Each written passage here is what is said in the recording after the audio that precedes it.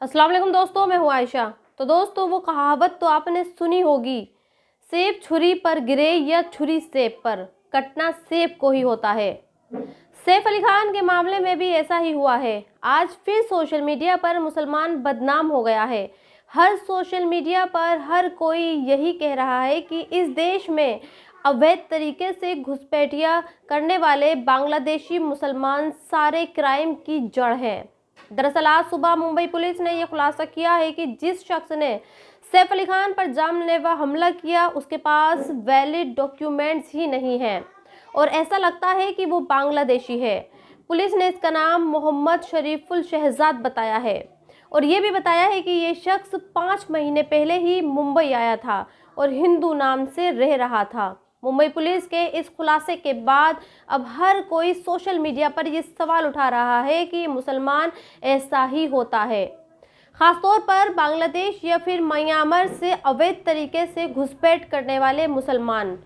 वो पहले अवैध तरीके से हिंदुस्तान में घुसते हैं और फिर यहाँ आकर क्राइम करते हैं, लेकिन आज कोई ये सवाल नहीं उठा रहा कि आखिर ऐसा हो क्यों रहा है। क्या हमारे देश के बॉर्डर सुरक्षित नहीं हैं और ये लोग इतनी आसानी से हमारे देश में एंटर क्यों कर जाते हैं? आज मैं आपको ये बताऊंगी कि मुंबई पुलिस ने जो खुलासा किया है उस खुलासे और करीना कपूर के बयान में फ़र्क क्यों है। लेकिन सबसे पहले आपको अरविंद केजरीवाल का ये बयान सुनवाना चाहती हूँ, जिसके बाद आप ये समझ पाएंगे कि बांग्लादेश और दूसरे पड़ोसी मुल्कों के लोग अवैध तरीके से हमारे देश में घुसपैठ क्यों करते हैं। तो पहले आप कान खोलकर केजरीवाल का ये बयान सुनिए। और ये बयान ज्यादा पुराना नहीं है बल्कि अभी चंद रोज पहले का है। रोहिंग्या को दिल्ली लेके कौन आया? रोहिंग्या तो बर्मा से आ रहे हैं, बांग्लादेश से आ रहे हैं, तो बॉर्डर क्रॉस कैसे किया उन्होंने? वो भी तो अमित शाह जी की जिम्मेदारी थी। बॉर्डर क्रॉस करने के बाद वो दिल्ली तक पहुंचे कैसे? वो भी तो उन्हीं की जिम्मेदारी थी। गृह मंत्री हैं देश के।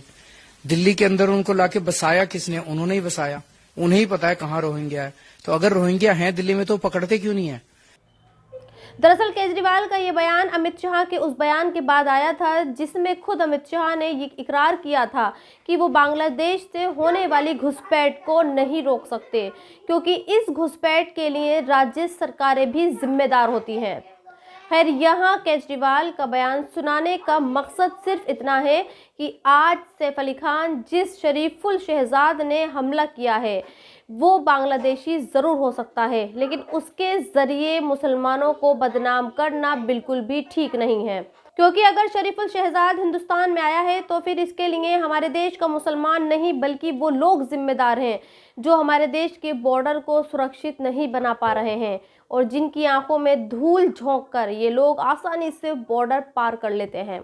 लेकिन हैरानी की बात यह है कि सोशल मीडिया पर आज सारा का सारा ठीकरा मुसलमानों के सिर पर फोड़ दिया जाता है और ये कहा जाता है कि कुछ मुस्लिम समर्थित पार्टियां अपना वोट बैंक साधने के लिए ऐसे घुसपैठियों के आधार कार्ड और दूसरे पहचान पत्र बनवा देती हैं, लेकिन बॉर्डर पर हो रहे लीकेज की कोई बात नहीं करता।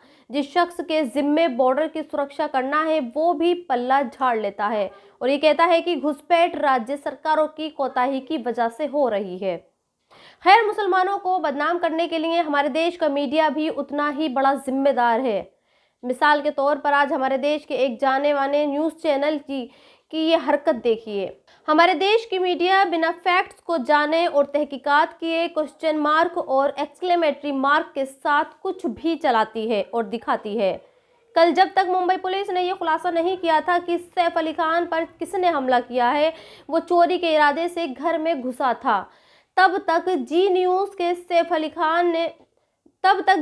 ने सैफ अली खान पर हुए हमले को अलग ही नज़रिए से लोगों तक पहुंचाया। पहली बात, उसने लोगों को ये बताने की कोशिश की कि सैफ अली खान मामले में नौकरी से अवैध संबंधों का कोई कनेक्शन है और दूसरे, उसने सैफ अली खान का नाम सिर्फ सैफ अली खान लिखा, खान की जगह उसने कांड लिखा ताकि सैफ अली खान में आने वाले शब्द को हाईलाइट किया जा सके। और इसीलिए लोग जी न्यूज़ के बारे में ये लिख रहे हैं कि हमारे देश का मीडिया असल में वो लाश बन चुका है जिसमें से बदबू आती है। खैर, आज आप ये भी जानिए कि सैफ अली खान पर हुए हमले को लेकर करीना कपूर ने क्या लिखा है। करीना ने पुलिस को अपने बयान में ये बताया है कि जो चोर उनके घर में घुसा वो बहुत ज़्यादा अग्रेसिव यानी गुस्से वाला था और वो चोरी के इरादे से नहीं आया था, क्योंकि उसके घर में जो ज्वेलरी पड़ी थी उस ज्वेलरी की तरफ से चोर ने आंख उठाकर भी नहीं देखा। जबकि आज ही पुलिस ये कह रही है कि शरीफुल आज़ाद सैफ अली खान के घर में चोरी के इरादे से आया था। खैर दोस्तों, बस यही है, अब इस मामले को पूरी तरह से मुस्लिम रंग दे दिया गया है और इससे बांग्लादेश की तरफ मोड़ दिया गया है, जहां शायद ही अब सच सामने आ पाए और आपको मीडिया अब सिर्फ ये बताएगा कि सैफ पर हमला करने वाला बांग्लादेशी है और वो अवैध तरीके से हिंदुस्तान में घुसा था। लेकिन यही मीडिया ना तो इस बात की तहकीकात करेगा कि जिस एजेंसी के साथ ये पिछले 5 महीने से काम कर रहा था उस एजेंसी ने इस शरीफुल को हायर कैसे किया और किन डॉक्यूमेंट्स के आधार पर उसने इसे हायर किया, और ना ही हमारे देश का मीडिया ये पता लगा पाएगा कि इस आदमी को फेक डॉक्यूमेंट्स कैसे और किसने बनवाए। बस अब सारा फोकस इस बात पर होगा कि सैफ अली खान पर हमला करने वाला एक तो मुसलमान है और दूसरा वो बांग्लादेशी है। और अब आपको कम शब्दों में फिलिस्तीन से जुड़ी खबर भी बता देती हूँ। इजराइल और हमास के बीच हुए सीज फायर के बाद पहली बार इजराइल के प्रधानमंत्री का बयान आया है और उसने ये कहा है कि the war against Hamas is not over, यानी इजराइल और फिलिस्तीन के बीच जो जंग रुकी है वो परमानेंट नहीं है और वो बहुत थोड़े से वक्त के लिए है। अब बहुत सारे लोग ये कह रहे हैं कि नेतन्याहू ने ये बयान इसलिए दिया है क्योंकि जैसे ही हमास इजराइल के सारे बंधकों को छोड़ देगा वैसे ही इजराइल का ये जालिम प्रधानमंत्री फिर से फिलिस्तीन पर अपना कहर बरपाएगा।